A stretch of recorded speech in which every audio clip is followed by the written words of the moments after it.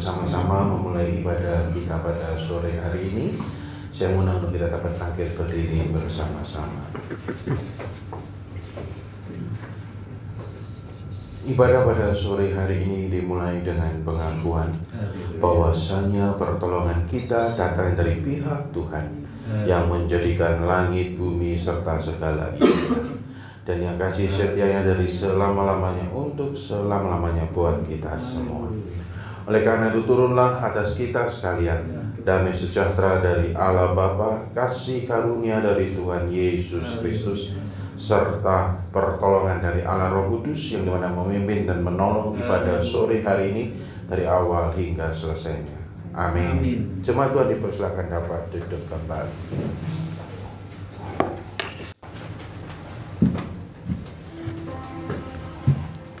Shalom Bapak Ibu. Shalom, masih kurang semangat. Shalom. Ya, puji Tuhan ya. Sore yang indah ini kita dipertemukan di dalam kasih Kristus untuk bersama-sama kita memuji dan memuliakan namanya. Kita akan memuji Tuhan karena Tuhanlah yang layak dipuji dan disembah. Kita pujikan layak dipuji disembah.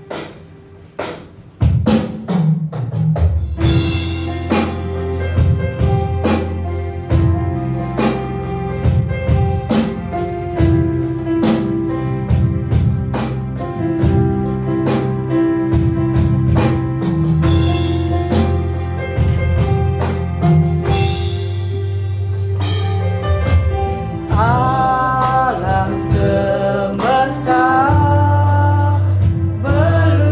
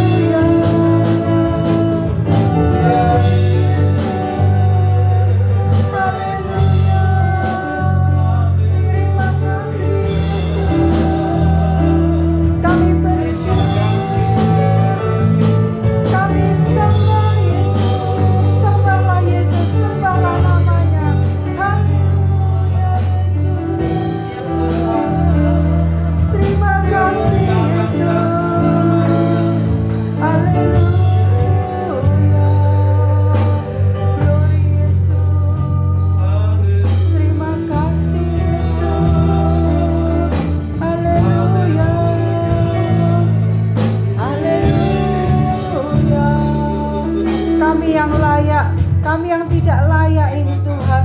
Oh Tuhan, Kau beri kesempatan Tuhan untuk hidup di dalam dunia ini Tuhan. Terima kasih Tuhan, Engkau sudah mengorbankan darah-Mu bagi kami. Haleluya Yesus, terima kasih. Haleluya, glory Yesus. Haleluya,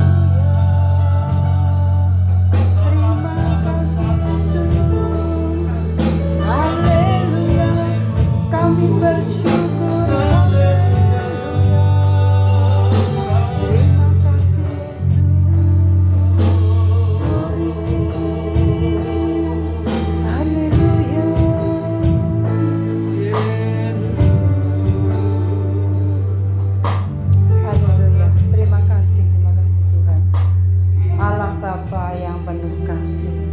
Allah yang kami sembah di dalam nama Tuhan Yesus Kristus. Sungguh kami bersyukur ya Tuhan. Pada sore hari ini Tuhan, Engkau sudah menolong kami Tuhan, memberikan kesehatan untuk kami datang berhimpun di tempat ini Tuhan. Bersama-sama kami mau memuji dan mengagungkan nama-Mu, karena Engkaulah Tuhan, Allah yang hidup, yang layak kami sembah dan kami puji. Ya Tuhan Yesus, kami menyerahkan setiap jemaat-Mu Tuhan, baik yang saat ini sudah hadir maupun yang belum nampak hadir. Engkau menyertai mereka semuanya Tuhan Yesus. Terlebih kami menyerahkan kami semua yang terlibat di dalam pelayanan sore ini. Biarlah Tuhan yang menolong kami Tuhan, melayakkan kami Tuhan, hingga kami dapat melayani Engkau Tuhan. Kami berdoa pula buat hamba-Mu yang memberitakan kebenaran firman Tuhan, baik pendeta Menahem, kiranya Tuhan urapi Tuhan. Biarlah Engkau pakai hamba-Mu Tuhan lebih lagi Tuhan. Terima kasih ya Tuhan Yesus. Kami naikkan doa yang tidak sempurna ini di dalam nama Tuhan kami Yesus Kristus. Haleluya. Amin. Bapak yang Ibu yang terkasih, ada sukacita di dalam Kristus. Amin. Bagaimana kabarnya? Baik ya, luar biasa ya. Saya undang kita bangkit berdiri. Mari kita memberikan salam kepada kanan kiri kita. Tuhan Yesus memberkati. Tuhan Yesus berkati ya.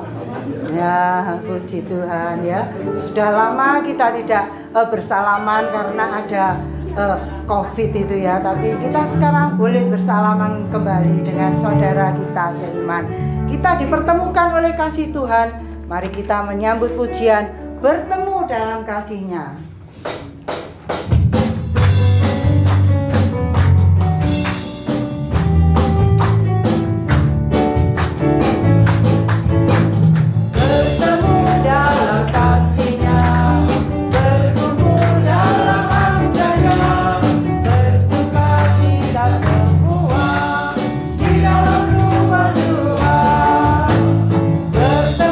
Dalam kasih-Nya, berkumpul dalam anugerah.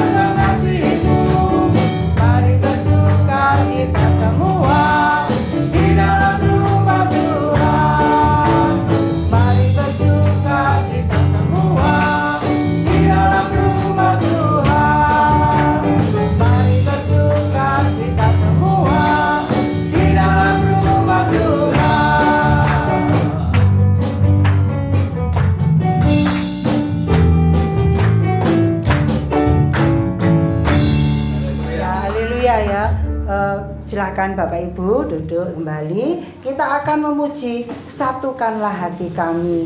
Ya, kalau kita bersatu, kalau ada pepatah ya bahasa Indonesia ya peribahasa, bersatu kita teguh, kalau bercerai kita runtuh. Ya seperti ini ya. Kalau di dalam saudara seiman, kalau kita dapat bersatu bersama-sama kita melayani Tuhan, itu lebih baik daripada ya bercerai yang sendirian ya itu ya. Jadi kita bersatu hati itu memuji dan menyembah Tuhan. Itu seperti menyenangkan hati Tuhan ya. Satukanlah hati kami.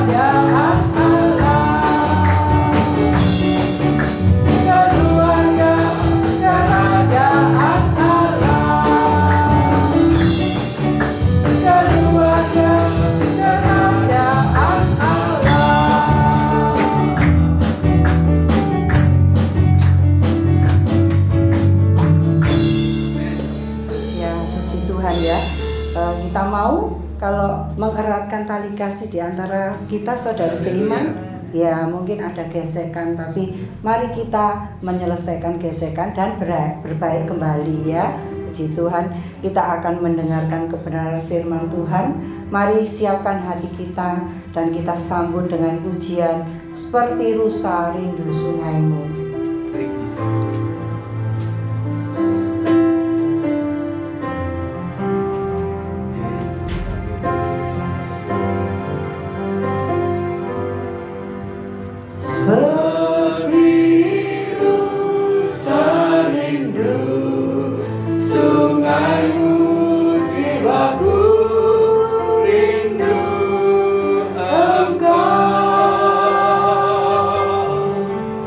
Kau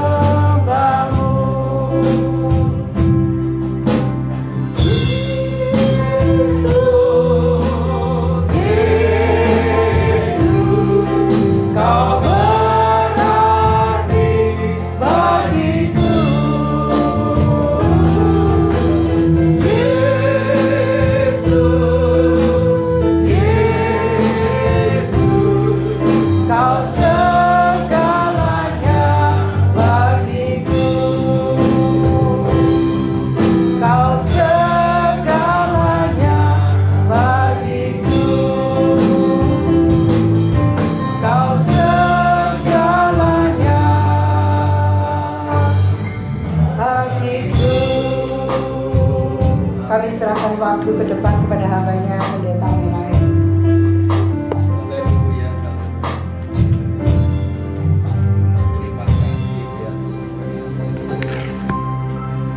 Mari jemaat Tuhan, kita akan berdoa. Sore hari ini kami bersyukur kami dihimpunkan Tuhan untuk boleh beribadah bersama dan juga mendengarkan sebagian dari kebenaran firman-Mu. Tolong kami semua, tolong juga hamba-Mu di dalam persiapan dan keterbatasannya. Urapilah, mampukan hamba-Mu dan juga sertai kami semua agar kami boleh mendapatkan berkat firman Tuhan sore hari ini. Terlebih lagi kami diubahkan oleh kebenaran firman-Mu, kami boleh bertumbuh menjadi dewasa dan boleh menjadi berkat bagi sesama. Terpujilah nama-Mu Bapa, dalam Kristus Yesus Tuhan kami berdoa.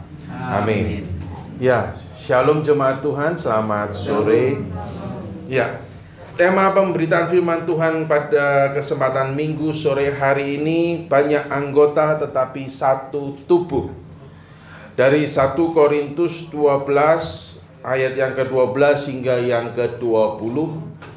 Dan saya akan bacakan bagi jemaat Tuhan semuanya. Banyak anggota tetapi satu tubuh. 1 Korintus 12 ayat 12 sampai 20 berbunyi demikian.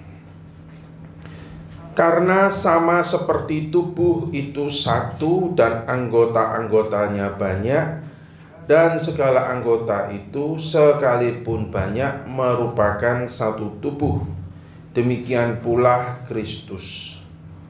Sebab dalam satu roh kita semua, baik orang Yahudi maupun orang Yunani, baik budak maupun orang merdeka, telah dibaptis menjadi satu tubuh, dan kita semua diberi minum dari satu roh.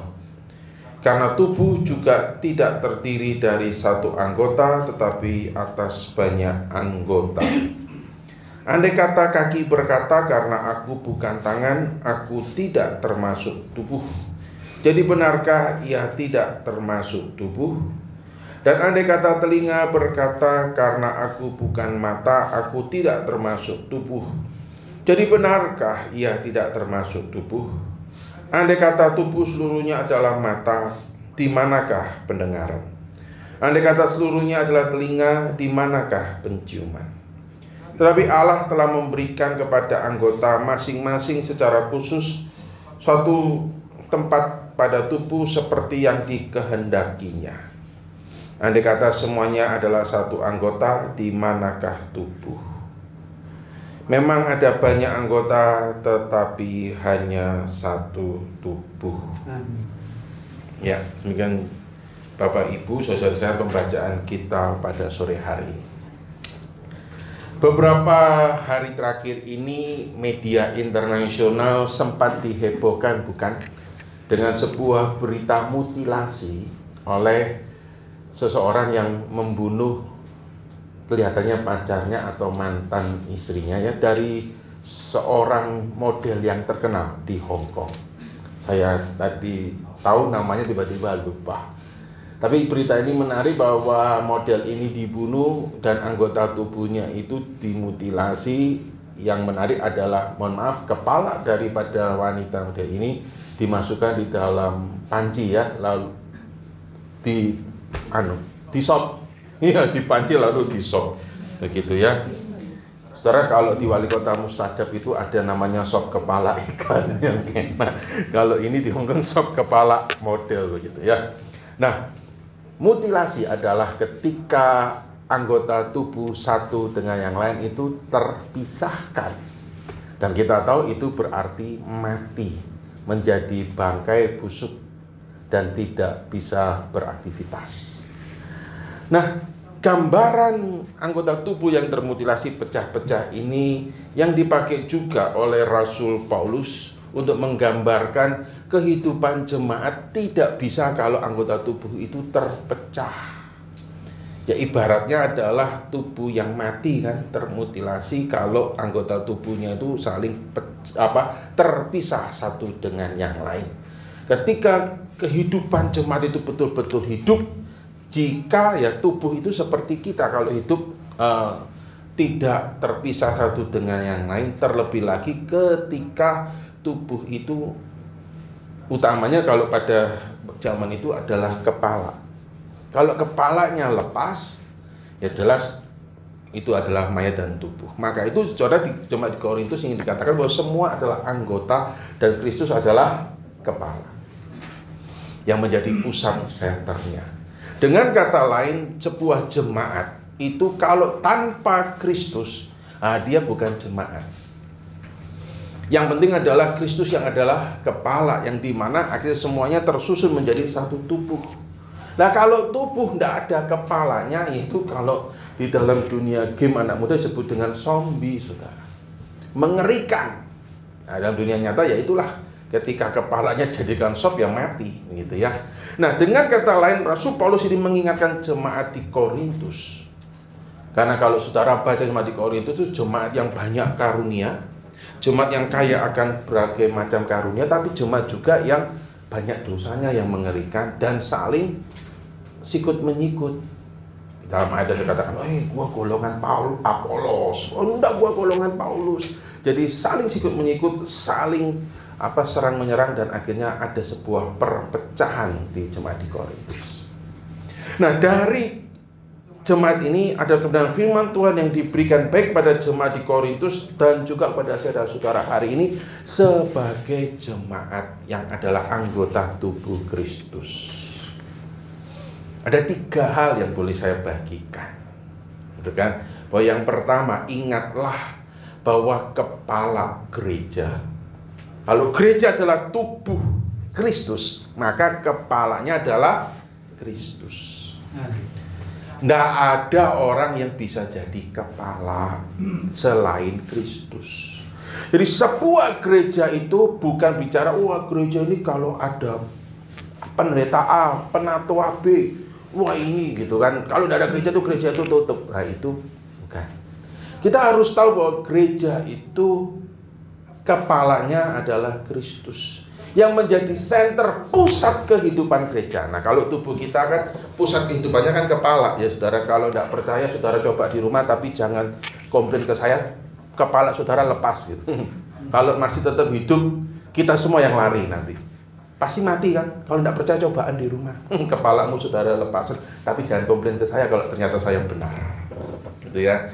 Artinya bahwa gereja seberapapun besarnya, seberapapun hebatnya, kalau dia tidak menempatkan Kristus sebagai kepala atau yang utama sumber gitu, dia bukan gereja. Mungkin banyak aktivitas, tapi sesungguhnya gereja itu mati. Itulah sebabnya sebuah gereja, jika dia tidak ada simbol Kristus itu, kalau di dalam Alkitab memang tidak ada yang tahu mukanya. Ini ya, Alkitab yang diberikan buat kita adalah Alkitab yang diberikan dalam bentuk tulisan, bukan gambar. Ya, jadi kita tidak pernah diwariskan gambar-gambar, tapi hanya tulisan. Dan biasanya tulisan itu menyimbolkan, biasanya Kristus itu disimbolkan di sepanjang sejarah dan disimbolkan dengan ikan. Iktus gitu kan. Jadi bahasa Yunani ya, iktus itu artinya ikan. Itu singkatannya adalah para pengikut Kristus. Tetapi yang lebih jelas sebagaimana Alkitab katakan, Kristus itu disimbolkan dengan salib, kan? Menggambarkan karyanya dia datang dalam dunia. Maka sebuah gereja paling tidak simbol salib itu ditaruh di depan, ya, mau di tengah, pokoknya di depan, dengan harapan setiap jemaat Tuhan itu disadarkan. Apa bedanya gereja dengan gedung bioskop? Bedanya dia ada salibnya. Nah, banyak gereja hari-hari ini boleh desain seperti bioskop, teater boleh, saya juga setuju, enggak apa-apa. Tetapi ketika dia simbol salibnya bukan yang permanen, itu perlu saya pertanyakan. Karena suatu saat nanti ketika orang datang, dia tahu, oh ini adalah gereja, ketika ada simbol salib. Nah, kalau ada simbol salib, nah bedanya dia dengan bioskop apa? Bedanya dia dengan rumah makan apa? Ada sebuah pernyataan bahwa gedung ini milik Kristus. Nah, maka yang pertama bicara adalah tidak ada seorang pun di dalam kehidupan gereja ini yang bisa menjadi Kristus. Rasul Paulus mengatakan bahwa karena seperti tubuh itu satu dan anggota-anggotanya banyak, itu bicara kehidupan jemaat saya dan saudara semua adalah anggota dari satu tubuh yang kepalanya adalah Kristus. Relevansinya juga ada apa? Di dalam kehidupan berjemaat itu kita tahu bahwa bicara anggota berarti kita tahu kita punya keterbatasan. Hanya Kristus yang adalah Allah yang menjadi pimpinan, dan kita dipanggil untuk saling melayani, punya keterbatasan. Tidak ada yang namanya master of everything. Oh, nanti yang main musik misalnya neneng saya gitu, habis itu yang khotbah saya, yang ngedarin kolektor saya, yang terima tamu saya, semuanya saya. Tidak. Di dalam gereja tidak ada yang namanya master of everything. Meskipun di dalam realita seringkali terkadang ada orang-orang yang akhirnya dalam tanda kutip menjadi master of everything, biasanya pendetanya gitu ya toh. Di dalam kehidupan berjemaat, kalau boleh saya bahasakan ya, realita seperti jemaat di Korintus itu seringkali ada 3. Yang pertama yang dimaksud ini adalah misuse. Begitu Pak ya, anggota itu misuse. Apa itu misuse? Salah digunakan. Seseorang dia tidak diberikan karunia untuk menjadi seorang yang asar. Kenapa? Ada loh orang yang hormonnya karena tertentu tidak bisa tersenyum. Bukan tidak mau tersenyum, tidak bisa tersenyum, mukanya serius. Saya punya teman kayak begitu, saya godain malah marah dia, yang sudah berarti model begitu. Kalau itu ditaruh di aser, mengerikan sah. Kayak masuk ke Pandora. Selamat sore, mau ke gereja, masuk, ngeri kan? Dan ya jangan ditaruh di aset namanya misuse. Dia cocoknya di mana? Bendahara. Keren-keren titik kan, uangnya aman, gitu ya. Lalu ada juga jemaat itu yang mungkin dia seperti saya, ngomong itu pitch-nya tidak tepat. Jadi pitch control alias als. Nah, dia tidak bisa masuk di paduan suara, bukan berarti lalu tidak bisa melayani. Nah, di dalam kehidupan gereja kadang-kadang disebut dengan misuse. Sehingga akhirnya apa? Kayaknya kurang pas. Nah, setiap daripada kita harus menyadari bicara tubuh anggota, kita akan tahu kan, tangan itu kalau dipakai untuk berjalan namanya misuse. Saya yakin kita semua kalau berjalan dengan 2 kaki kan, kalau kita berjalannya dengan 2 kaki dan 2 tangan, kayaknya perlu diperiksakan kan. Tangan itu bukan dipakai untuk berjalan. Nah, itulah juga dalam kehidupan gereja ada kadang-kadang misuse. Yang kedua apa? Overuse. Apa itu overuse? Little me, little me, gitu kan? Nanti asyir, Pak jadi asyir ya, begitu jadi asyir. Pak kolektan ya, bagi kolektan. Pak main musik ya, main musik. Habis main musik, Pak nanti tidak ada yang buka itu. Biasanya pendetanya overuse, gitu ya loh. Bukan curhat saudara, tapi ada juga yang gereja overuse. Jika dia merasa capek, lelah, yang disebut dengan burnout. Merasa, aduh, aku kok merasa semuanya aku gak ada sing liyo gitu ya. Itu ada yang gereja realitas seperti itu. Yang ketiga adalah no use. Nah, orang ini punya talenta. Dia punya banyak talenta tetapi no use. Kenapa bisa jadi no use? Kadang-kadang seperti ini. Jangan saya. begini, yang itu saja. Tapi dia punya, bisa jadi mungkin entah dia merasa minder atau bisa jadi malas. Wah jangan saya, jangan saya gitu kan. Wah saya tidak bisa apa-apa, saya tidak bisa apa-apa gitu. Tuhan Yesus memberikan perumpamaan itu mirip seperti orang yang dikasih 1 talenta. Bukan tidak punya talenta, 1 talenta tapi tidak mau dipakai. Oh jangan saya tidak bisa. Itu ada dengan no use. Nah gereja yang baik ketika masing-masing anggota tubuhnya sadar dia terbatas, dia bukan master of everything, tetapi dia tahu dia dipanggil di dalam gereja Tuhan, menjadi anak-anak Tuhan untuk berkarya di dalam keterbatasannya. Sehingga apa yang baik, right use. Bagaimana saya dan saudara bisa right use dan tidak akhirnya menjadi kayak master of everything ya, overuse itu master of everything, atau misuse atau no use. Nah saudara perlu gumulkan. Gumulkan bukan tidak bisa apa-apa, apa yang Tuhan kasih di dalam hidupmu. Selagi kita bisa membuka mata, selagi kita bisa bernafas, panggilan saya dan saudara adalah berpikir apa yang Tuhan bisa, yaitu apa yang Tuhan kasih dalam hidupmu, saya bisa berkarya. Dan jangan nunggu pendetanya bisa tahu. Mohon maaf pendeta saudara juga pendeta dalam keterbatasannya. Dia bukan dewa yang bisa tahu, wah nanti bapak ini, oh bisa kayak begitu. Ngeri saudara kalau bisa begitu. Kenapa? Karena nanti pendeta saudara bisa tahu jumlah isi rekeningmu. Kan ngeri toh. Jadi pendeta pun juga keterbatasan sama, soal pendeta pun juga anggota.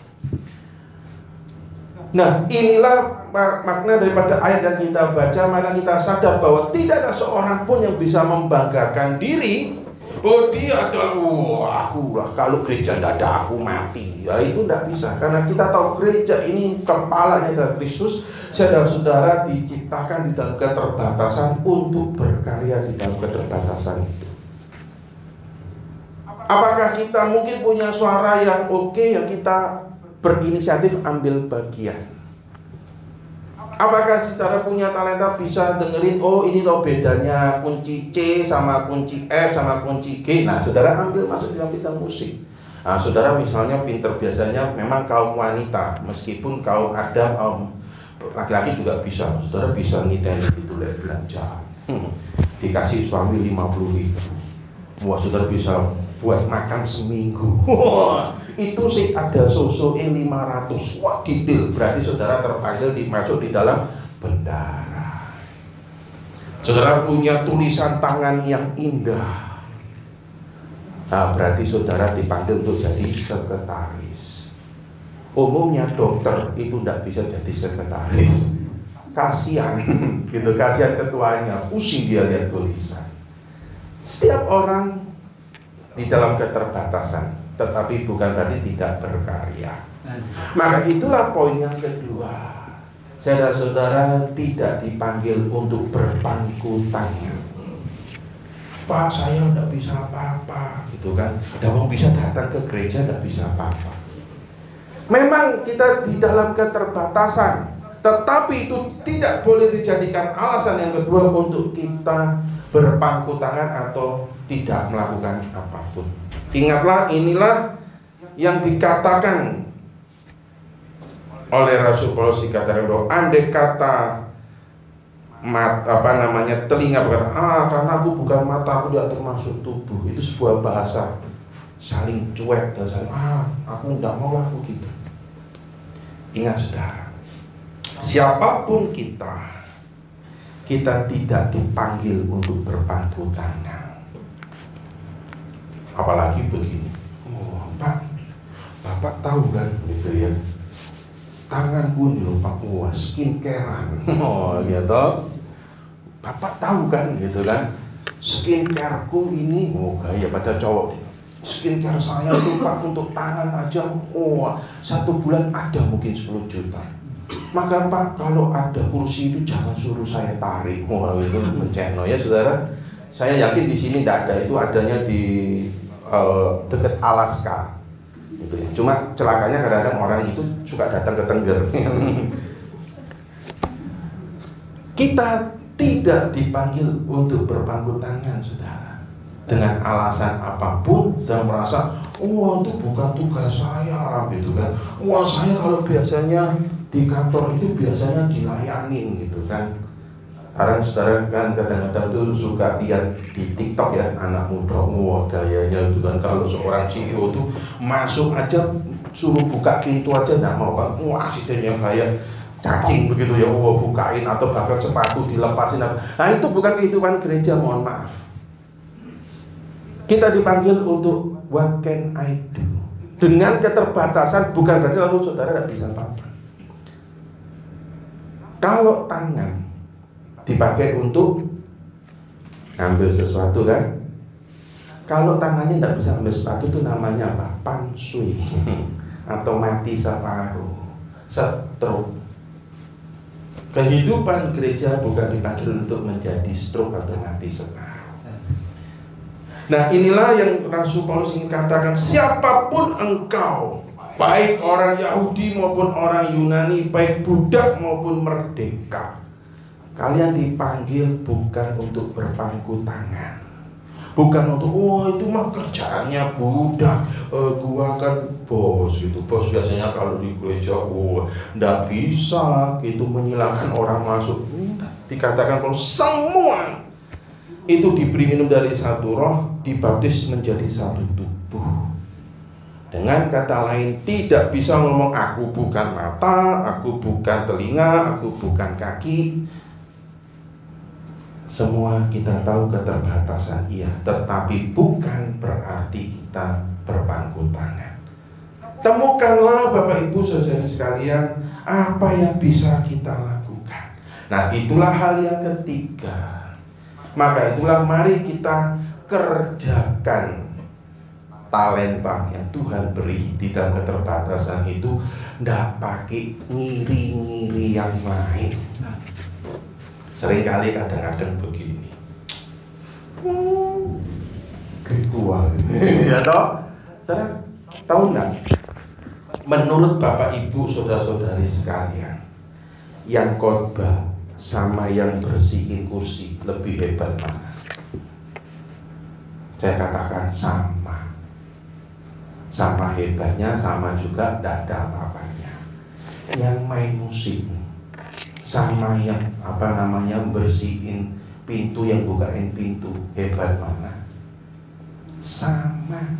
Kenapa bisa sama? Begini, pendeta nih mau gantengnya kayak apapun, kayak saya gitu kan, bolehlah saudara tidak pernah muji saya, bolehlah saya puji sendiri. Mau gantengnya kayak apapun, tapi kalau tidak ada jemaat yang ngelapin pintu, yang ngepel lantai, yang bukain pintu, dia mau ganteng, mau khotbah sama siapa? Gak ada sing dateng, modelnya lusuh, betul nggak? Kalau main musik nih, piawainya kayak apapun gitu ya, tetapi kalau tidak ada hasil yang di depan, yang mempersilahkan membukakan pintu, ya dia main musik juga gimana, ya kan? Dunia aja, saudara tahu yang luar biasa itu. Seorang perusahaan yang besar itu suatu kali memberikan penghargaan kepada doorman, itu dunia aja. Seorang pemimpin ini yang besar mengatakan, karena tanpa doorman ini maka perusahaan kita tidak bisa maju. Kenapa?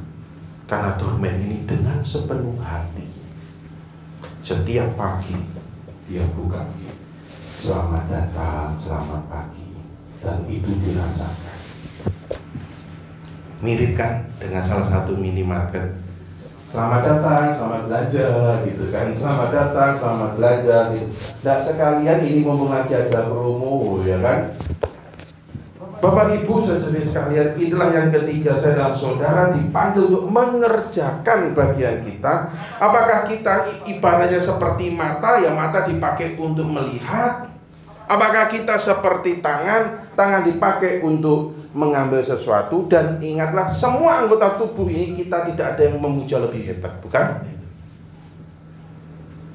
Saya pernah suatu kali ya berjalan di rumah, karena ketidakhati-hatian itu saya dengan tidak sengaja menendang kasur dipan, dan itu mengenai jari kelingking kaki kanan saya. Ketika saya tendang begitu, yang jerit kesakitan itu bukan kelingkingnya, tapi matanya, mata dan mulut. Sampai mata tutup muatan air mata, merasakan kesedihan. Kalau saudara tidak percaya, cobaan kelingkingmu kamu tantap-tantap dipan, gitu. Lek gak keluar air mata nih, jangan bilang saya. Waduh, gitu kan? Dan tanpa pakai lama, si tangan saya itu langsung memegang, mencari entah itu minyak apapun. Waktu itu di rumah pakai minyak, bukan endorse ya, ini kutus-kutus, gitu kan? Langsung ngelapin, nggak pakai nunggu. Si kaki ini minta tolong. Kenapa? Karena ketika jari kelingking saya paling bawah yang katanya paling kecil itu ketatap dipan, itu sakitnya dirasakan dari ujung rambut sampai ujung kaki. Apakah saudara pernah mengalami? Kalau saudara belum dan tidak merasakan, saya undang dulu saudara, mari setelah ini, di sini banyak tiang kok, tatapkan aja jari kelingking kita. Gitu. Pasti tidak ada yang iri-irian atau ngapain itu kan jari kelingking kaki, si tangan tidak lagi ngomong, tidak mau nanti tanganku minyakan lah kalau kaki ini kutus-kutus. Si telinga juga tidak ambil peduli, bukan aku yang kena. Bahkan sampai telinga pun ini rasanya juga tidak enak, betul. Itulah bicara kehidupan anggota gereja dan satu tubuh. Kita dipanggil untuk saling memperdulikan, kita dipanggil untuk mengerjakan bagian kita. Ketika kelingking yang sakit, semua kerjain bagiannya. Tangan, mata mulai cari di mana nih obat minyaknya. Mulut juga mulai bro-bro istri kan, minyaknya mau taruh di mana? Semua kerja. Itulah sebutan anggota yang terikat satu tubuh. Nah, pada malam hari ini, apa itu bicara satu tubuh banyak anggota? 3 hal Bapak Ibu. Ingatlah bahwa yang pertama, setiap daripada kita adalah anggota Kristus. Tidak ada yang lebih besar daripada Kristus. Kristus yang kepala. Kita diciptakan dalam keterbatasan, maka kita dipanggil untuk saling membutuhkan. Kita sadar bahwa kita terbatas, maka kita harus sadar bahwa gereja adalah milik Kristus yang harus kita agungkan, yang menjadi kepala dalam kehidupan gereja, berjemaat dalam kepanitiaan. Itu agendanya. Kalau sudah ikut kepanitiaan, kepengurusan apapun, agendanya ingatlah, kita bukan kepala. Agendanya adalah bagaimana Kristus dimuliakan. Tadi pemimpin ujian ngomong dalam kehidupan berjemaat kadang-kadang ada konfliknya. Ada, gitu kan. Cuma di 2 kali 1 itu yang tidak ada konflik, itu pun juga kadang-kadang bikin konflik kan kalau mau dipindah lahannya. Dalam kehidupan itu yang namanya konflik ada menjadi sebuah realita. Tapi kita dipanggil ingat, kalau di dalam konflik, tidak pernah kan tubuh kita ini misalnya kaki kita ini, jempol cepelinting kita tadi yang ketatap dipan, lalu si tubuh nggak mau ikut-ikut, tiba-tiba tanganku putus, lepaskan, enggak. Konflik tetap ada, bisa terjadi. Tapi ingatlah, agendanya adalah bagaimana melalui konflik itu Kristus dimuliakan. Karena kita saling membutuhkan, karena kita diciptakan di dalam keterbatasan. Namun ingatlah, bukan berarti yang kedua kita saling berpangku tangan, saling tidak mau melakukan, saling jangan aku, bukan. Karena kita tahu kita diberikan talenta, kita kerjakan bagian kita dengan sungguh-sungguh. tidak pakai iri-irian satu dengan yang lain, tetapi kita tahu bahwa bagian ini saling mendukung dan menopang. Maka itulah Bapak Ibu saudara-saudari sekalian, biasakanlah juga untuk memberikan apresiasi. Dan kalau kita bekerja tidak diapresiasi, tidak usah ngomel. Kenapa? Karena ingat, yang sudah memberikan keselamatan kepala itu Kristus. Lebih daripada sekedar apresiasi apapun. Amin. Jadi biasakanlah ketika kita saling bekerja melayani, kita juga belajar mengucap terima kasih ketika orang lain juga melayani. Ingat, berbeda bukan berarti lalu lebih hebat dan lebih rendah. Tapi itulah yang disebut dengan kerjakan bagian kita, saling melengkapi, saling mendukung, belajar juga saling mengapresiasi. Dan kita juga belajar kalau kita tidak mendapatkan apresiasi, ya jangan gondok. Karena ingatlah, Kristus sudah memberikan kasih-Nya melebihi apresiasi apapun yang ada di dalam dunia. Nah, biarlah perenungan pada sore hari ini boleh menolong dan memberkati kita semua. 3 hal ini di dalam kehidupan gereja yang hidup, yaitu ketika kita semua sama-sama menempatkan Kristus menjadi kepala, kita sadar bagian kita di dalam keterbatasan, maka kita berinisiatif untuk melakukan, tidak pakai nunggu, tidak pakai berpangku tangan, tapi kerjakan bagianmu. Ketika kau tahu kau bisa melayani di bidang apapun, kerjakan itu, tidak usah pakai iri-irian satu yang lain. Ketika kau dikritik, belajarlah untuk menerima. Namun ketika engkau tahu pelayanan jemaat rekan saudara seimanmu baik, belajarlah juga memberikan apresiasi. Bagi diri kita pribadi, melayani bukan untuk mencari pujian yang sia-sia, tapi melayani karena Kristus yang sudah mati buat saya dan saudara. Mari kita akan berdoa. Biarlah petang hari ini kami boleh kembali diingatkan dan dikuatkan akan panggilan kami menjadi anggota tubuh Kristus, menjadi anggota-anggota gereja yang Tuhan boleh panggil kami dan Tuhan tanamkan kami di tempat ini. Biarlah kami terus boleh berkarya menjelang kedatangan-Mu kali kedua yang semakin dekat, ya Tuhan. Di dalam Kristus Yesus Tuhan kami berdoa. Amin.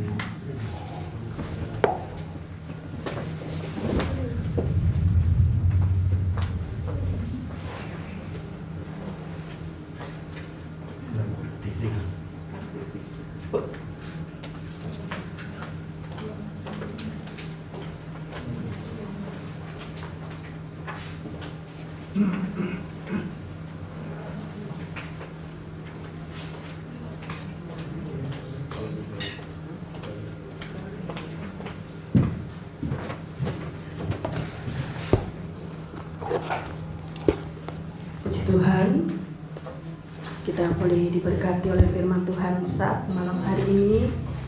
Biarlah setiap kita mensyukuri akan setiap kasih anugerah yang Tuhan senantiasa limpahkan dalam hidup kita. Selagi masih ada waktu, selagi masih ada tubuh, selagi masih ada nafas, biarlah kita boleh pergunakan bagi hormat kemuliaan namanya. Atas nama jemaat dan pengurus Gereja Salmasi Tengger, kami mengucapkan terima kasih kepada hambanya Bapak Pendeta Menahem yang sudah menyampaikan firman Tuhan bagi kita semua. Kita akan memberikan persembahan malam hari ini 2 kali. Yang pertama persembahan biasa, yang kedua yaitu perpuluhan. Untuk kantong yang merah persembahan perpuluhan, untuk kantong yang biru persembahan biasa. Petugas persembahan saat sore hari ini yaitu Bapak Ibu Adam. Ya, kita akan pujikan Allah itu baik.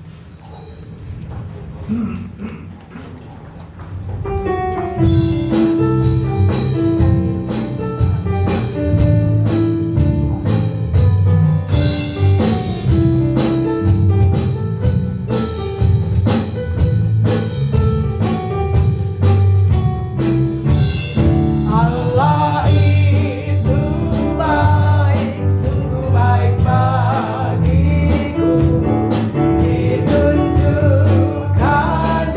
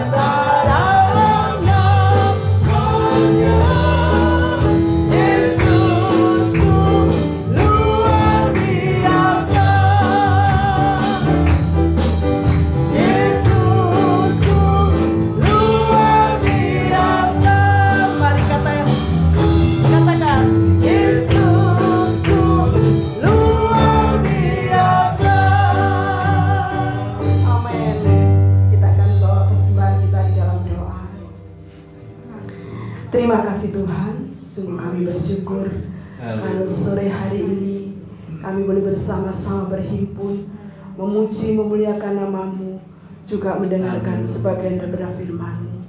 Kau yang mengurapi setiap kami, biarlah firman-Mu boleh bertumbuh di dalam kehidupan kami, dan kami boleh menjalankannya dalam hidup kami hari lepas hari.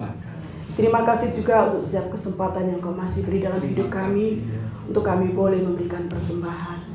Biarlah Kau menyucikan setiap persembahan yang sudah terkumpul, biarlah boleh dipakai bagi hormat kemuliaan nama-Mu. Terima kasih Bapa, di dalam nama Tuhan kami Yesus Kristus kami mengucap syukur dan berdoa.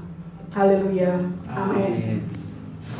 Saya akan membacakan beberapa pengumuman untuk kegiatan kita sepekan ke depan. Untuk ibadah minggu depan tanggal 12 Maret, di tempat ini kita akan dilayani oleh Ibu Pendeta Rian Waruwu dan pujian oleh Saudara Kaleb. Kemudian persembahan Ibu Utami dan penyambut jemaat Bapak Ibu Paidi. Kemudian dalam ibadah di Dharma Harapan sore akan dilayani oleh Bapak Pendeta Menahem Laswadi Suteja. Dikoplen oleh Pendeta Petrus Purnomo, diketwi oleh Pendeta Anugrah, di Bromo oleh Pendeta Muda Petrus. Dan untuk tema pada minggu depan adalah iman timbul dari pandangan, dari pendengaran oleh firman Kristus. Kemudian untuk hari Senin ada ibadah permata di keluarga Ibu Utami. Alamatnya tidak ada ya Mas Kris. Alamat iya. Ini karena rumah baru ya, Ibu Utami pindahan. Ya, ucapan syukur karena menempati rumah baru. Bisa dilihat di layar, Jalan Gading Watu, RT 2, RW 3, Menganti. Akan dilayani oleh Bapak Pendeta Muda Bondo Etian. Bapak Ibu Saudara yang berkenan hadir, bisa nanti bersama-sama kita datang ke tempat Ibu Utami. Kemudian hari Selasa ada ibadah kaum wanita. Jadi untuk semua kaum wanita, ibu-ibu yang belum ibu juga boleh, tapi wanita kita sama-sama beribadah. Dan kaum wanita diadakan di Dharma Harapan pukul 16 atau jam 4 sore, dilayani oleh Pendeta Muda Petrus Purnomo. Kemudian dilanjutkan dengan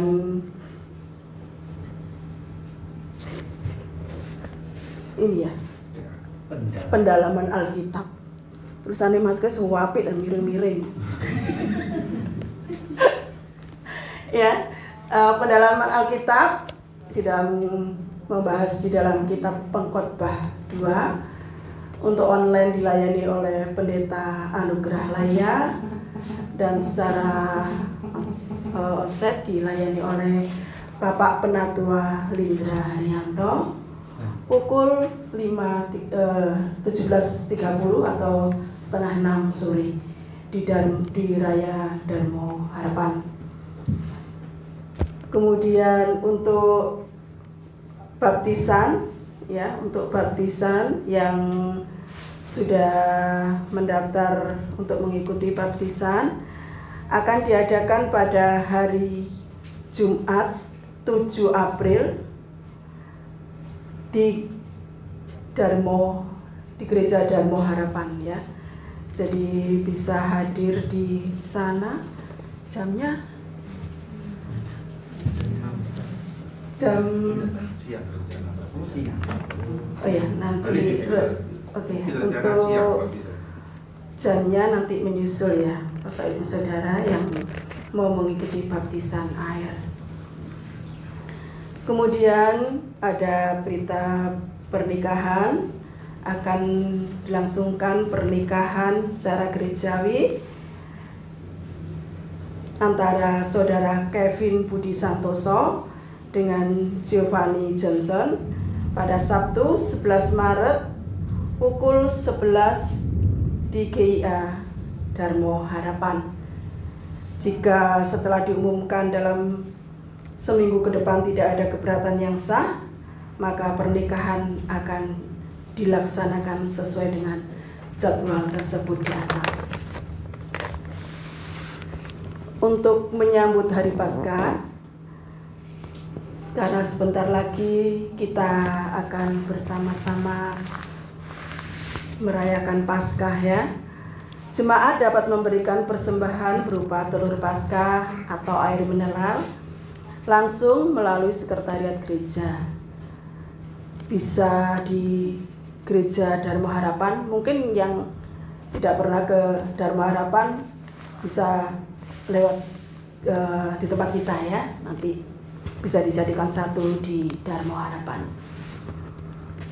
Kemudian untuk setiap kita boleh tetap mendukung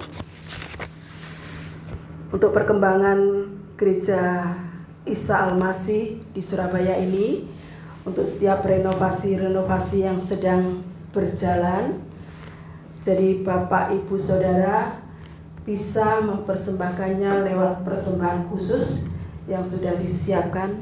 Mejanya sekarang pindah di pojok sana. Di depan, Bu. Oh, di depan ya. Oh ya, di depan ya. Jadi di sana ada kotak persembahan. Jadi nanti Bapak Ibu Saudara yang memiliki kerinduan untuk mempersembahkan bagi setiap pelayanan untuk perkembangan gereja kita bisa memberikannya lewat persembahan khusus. Amplopnya ada di depan. Kemudian ada berita duka, telah dipanggil pulang ke rumah Tuhan, yaitu pada hari Senin 27 Februari Bapak Tommy Pratama dengan usia 63 tahun dimakamkan di Gurah Kediri pada Kamis 2 Maret 2023. Semoga keluarga yang ditinggalkan mendapatkan penghiburan dari Tuhan kita Yesus Kristus.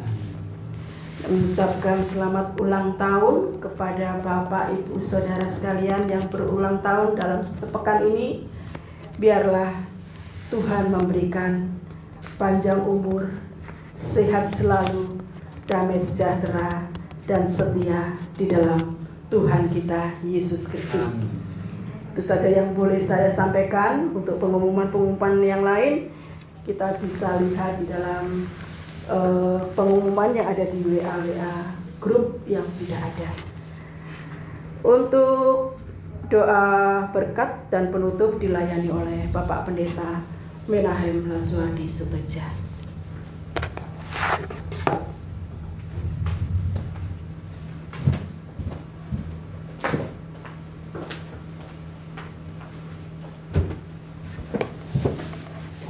Mari jemaat Tuhan, kita akan bangkit berdiri bersama-sama dan kita akan akhiri ibadah kita pada petang hari ini.